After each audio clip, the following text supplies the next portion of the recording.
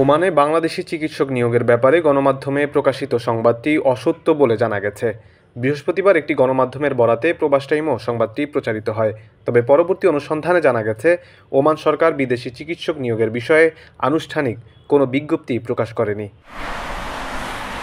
মূলত যাচাই বাছাই ছাড়া বিষয়টি নিয়ে খোদ স্বাস্থ্য শিক্ষা অধিদপ্তরের মহাপরিচালক ডাক্তার টিটু মিয়াও মন্তব্য করেছিলেন।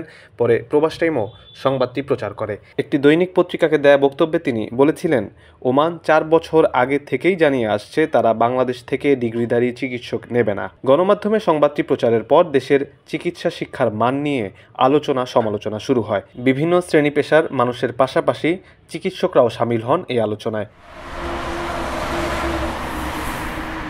খোঁজ নিয়ে জানা গেছে, সবশেষ সরকারিভাবে 2011 সালে বাংলাদেশ থেকে চিকিৎসক নেয় ওমান।